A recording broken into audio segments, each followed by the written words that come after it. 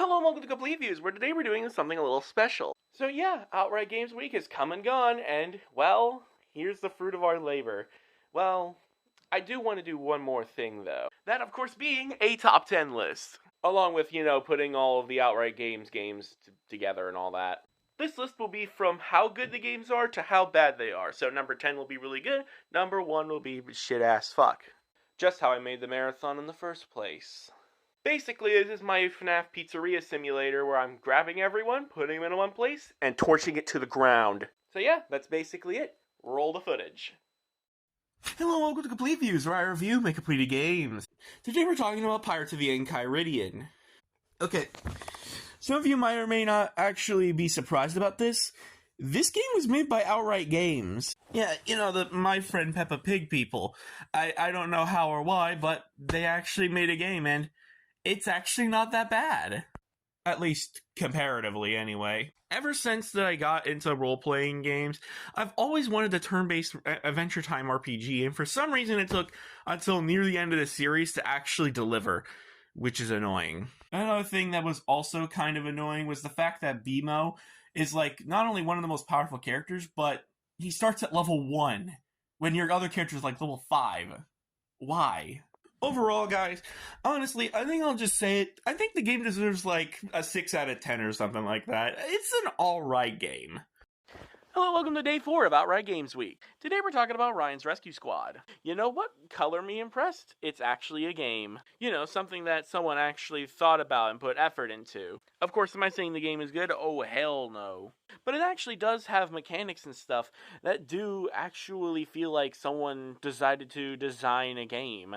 It's still, at the end of the day, just a semi-generic platformer. Also in this game, for some reason, they decided to rip off the Yoshi eggs of all things. I don't understand that. You can unlock Ryan and all his friends and all that stuff and, get a bunch of costumes and blah blah blah, extending the game time, more achievements, yada yada yada. This game also has boss fights, which honestly, considering other Outright games, is actually a fucking surprise. Sad that they are pretty much all the same, considering the fact that you literally just jump on their head and hope that hit detection doesn't hit you as well. And they do utilize some gimmicks that are actually pretty interesting. Overall, I'm kind of impressed. I think the game deserves a 4 out of 10. Hello and welcome to day 5 of Outright Games Week. Today we're talking about Mighty Pup Save Adventure Bay. This game is about our main cast of dogs getting irradiated by cosmic meteors and then slowly dying throughout the course of the game. Obviously, nothing about superheroes here, none at all. Okay, so at this point I've already talked about Paw Patrol on a roll, and that game basically is just a generic as fuck 2D platformer. This one's a 3D platform, along with having extra mini-games alongside it.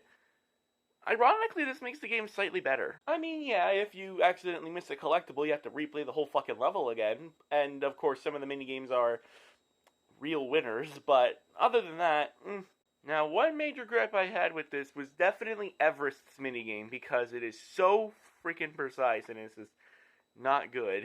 Honestly, there's just not much to say. It's an okay game, I guess. It deserves a 3 out of 10. Hello and welcome to the first episode of the Outright Games Week. Today, we're talking about Race with Ryan.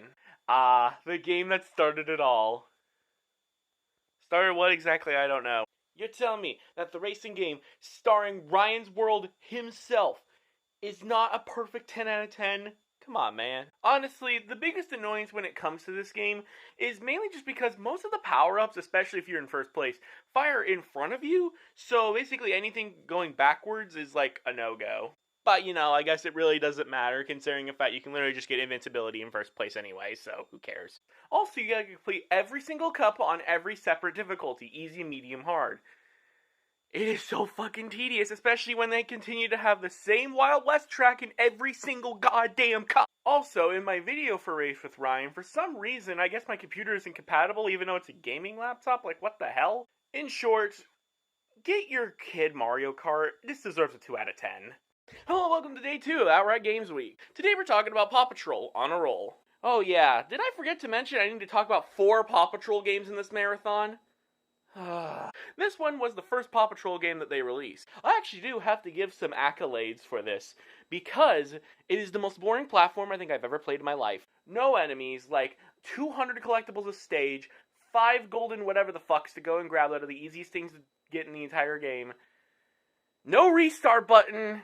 It's amazing. By amazing, I mean crap. Uh-oh, you accidentally missed one of the 200 collectibles? Sorry, bud, you gotta play the entire stage all over again. The level design is immaculate, because you literally just go back and forth the entire game. You go zigzag through a straight line, that's it. That's the level design in this game. Of course, mixed in with some amazing one-way walls, so it's really fun. Each level is also divided into 2 segments. And there are 16 levels total. No, 2 out of 10. Hello and welcome to Day 3, Our Games Week. Today we're going to be talking about Paw Patrol Grand Prix. This is a Paw Patrol racing game. Why? How does it fit into the actual series? I don't know, they just did.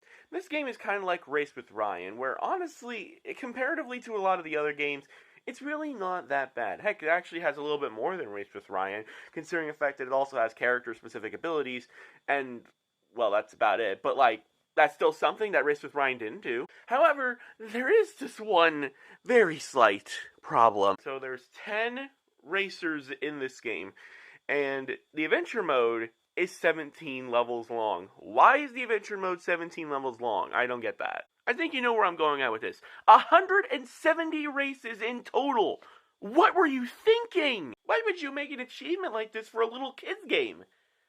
And why would you assume that they have friends if they're playing it? Overall, the adventure mode achievement ruined the game. 1 out of 10.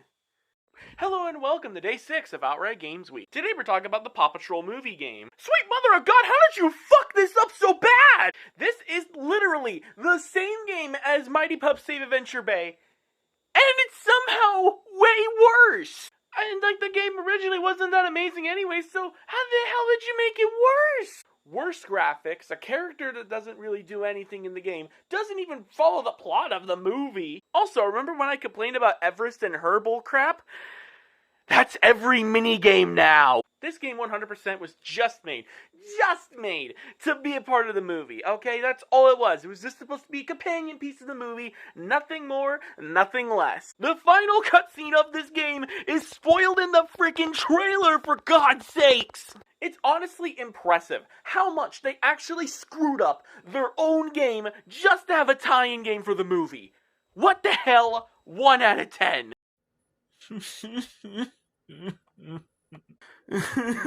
No, I have to talk about her again.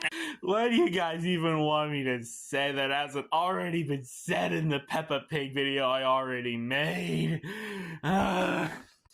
Okay.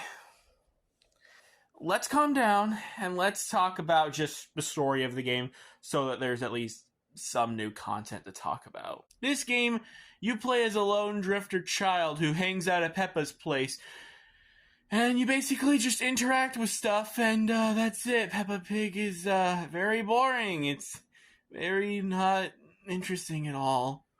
This game has absolutely no right to exist, and it deserves an unironic 0 out of 10. I wouldn't even recommend it for fans of the show. Just, if you want more, please just watch the video. Hello and welcome to an exclusive Complete View short. Okay, I didn't want to add a 40-minute long video to this, so I'm gonna be doing a Complete Views episode on the one I said I didn't want to do. You know, I really didn't expect anything. And I got something even worse than I expected. Seriously, for a game that it's all about traveling, it takes for fucking ever. Honestly, that's just my biggest complaint right there, because you gotta go to Peppa's house, then you gotta go to the car, you gotta skip the cutscene, then you go to the harbor, then you skip that cutscene, then you walk to the board, and then you skip, select your area, skip the next cutscene, wait for the loading screen, there you go, you got your new location. Fuck, man. Oh yes, and of course everyone's favorite character, the narrator, is in this game, and he tells you the most obvious shit ever that you would have inferred if you just picked up what the hell was going on in the conversation. Along with that, there doesn't feel like there's really anything to do in any of the real locations outside of just their very linear story. Overall, it is worse than the first game, but I'm still just going to give it a 0 out of 10, just for the fact that it doesn't matter. Let's move on to number 1. Hello and welcome to the final day of Outright Games Week. Today we're not talking about a game. We're talking about a $40 disaster piece that is probably the worst thing I think I've ever completed in my life. That, of course, being Blaze and the Monster Machines. I know I keep saying that these Outright games are bad and all that, but this one is just abhorrent. Shockingly, it's a fucking racing game. I haven't talked about that enough already in this marathon. However, this time there are only character-specific abilities, no general power-ups, and the title character being the only character to have a speed boost. What a stupid idea. There are also only 3 cups. 2 of them have 3 tracks. The last one is a boss fight with 1 track. It's all piss easy. You know, it's pretty ironic that the hardest achievement is the one where you have to play with 4 different people, because who the fuck would you get to actually play this game with you? Overall, I swear this is going to be the only time I do this. -0 out of 10. It is so functionally useless, do not buy it.